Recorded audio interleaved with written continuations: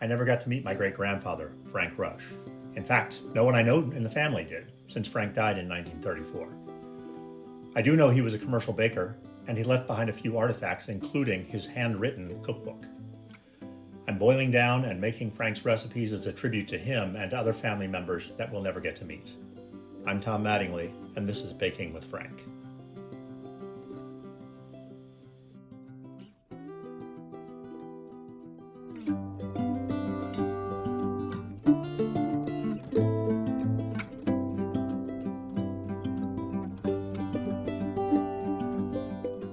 Welcome back, everyone. So, today we're going to be making one of Frank's recipes of butter thins.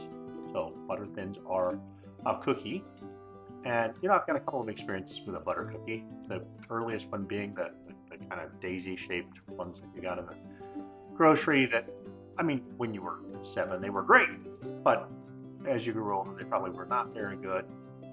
Second ones being more of a tea cookie that's made by a local bakery here that are phenomenal. But I've never really had Frank's, so we're gonna make those today. So here's here's how we're gonna do this. I can speak. All right.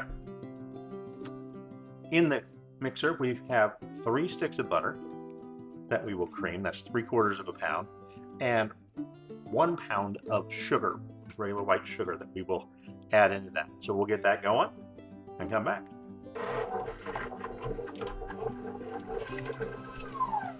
All right, now that we have that mixed, we are going to put in 5, yes, count them, 5 eggs. So, in we go. Let's put them all in at one time.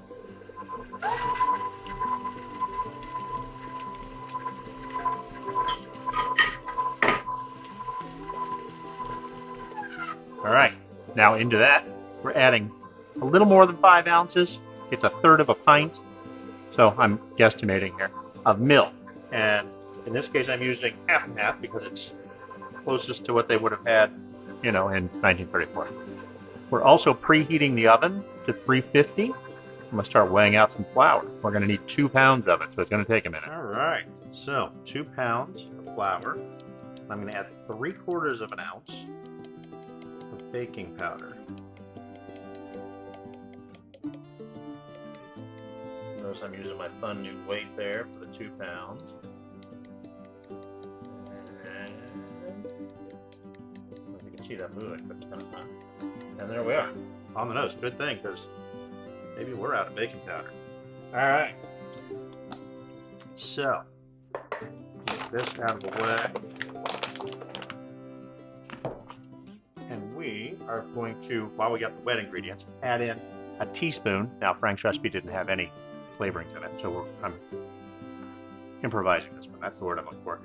A teaspoon of vanilla, just to give it a little flavor. We'll mix that in while we've got the wet ingredients going. Yes, I'm guesstimating. There we go. Good enough.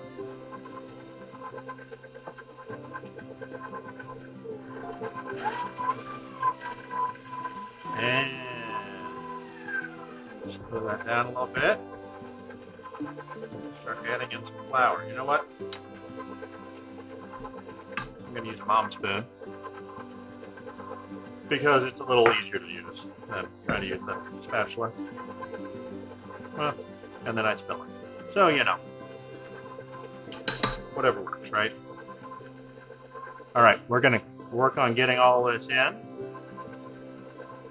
and come back when we got a dough. All right, so what we ended up with here, I'll show you this, is slightly thicker than a cake batter. Probably a lot thicker than a cake batter, if I'm being fair. But I tasted the dough, which I know you're not supposed to do because, salmonella.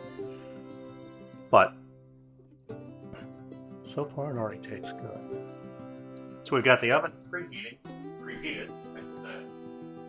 So we got the oven preheated to 350. These are a lot of butter up in here. So I'm going to start these out with just 3 of them. because I have the feeling that they're going to spread quite a bit.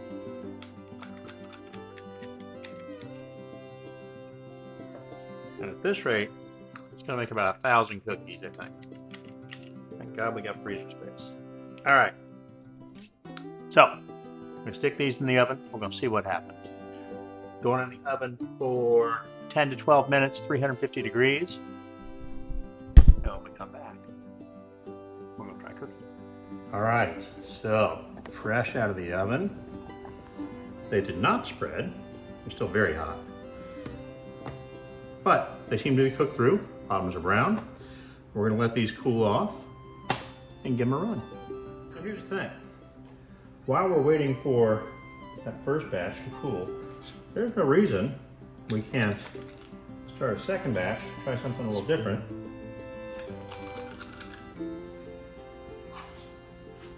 I'm going to do a few more just because we know they're not spreading that far.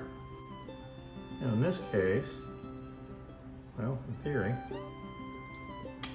okay, I'm licking my fingers here. I'm going to pull out my spray.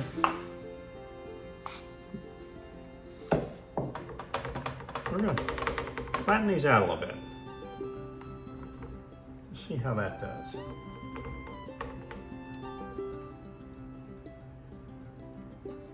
All right, a little bit more.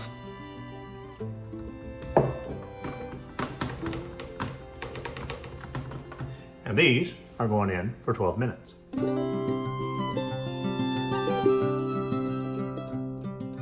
Alrighty, ready? Here's round two. Fresh out of the oven. Clearly not as puffy, still quite warm. 12 minutes. Nice brown edges, nice brown bottom. We'll let those cool off. You know, as long as we're here, let's try one of these, little gentlemen. This is batch one.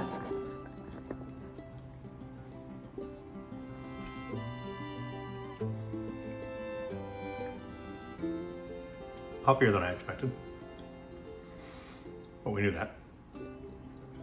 Very mild flavor. It clearly is a butter cookie. Here's a look at the inside.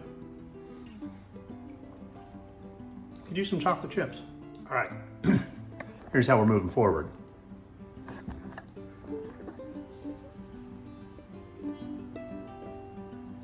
We're going to make these into something else that looks like that.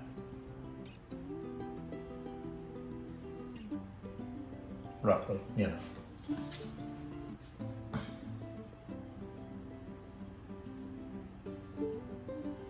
So they're thinner than batch two, which is still cooling over here.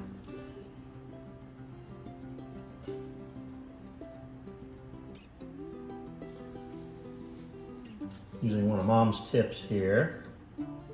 And by tips, I mean one of her cake tips. Not one of her baking tips. Although probably doing that too and just don't realize it because there have been a lot of them over the years.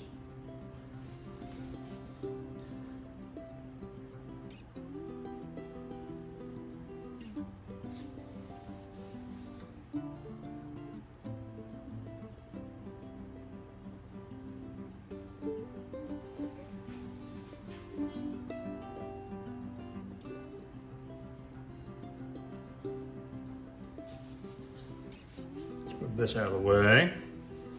I'm sure this is thrilling, so I'm going to come back to you. So there's a dozen cookies ready to rock. And we're going to enhance them, let's call it, with some semi-sweet chocolates. I'm just going to lob that on top like that.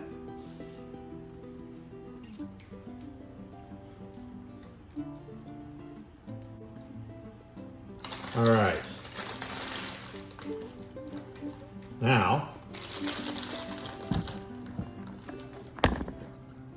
these are going to go in the oven for 12 minutes.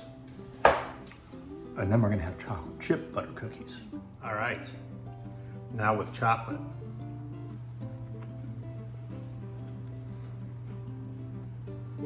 Now that's a good cookie. We fixed the problem.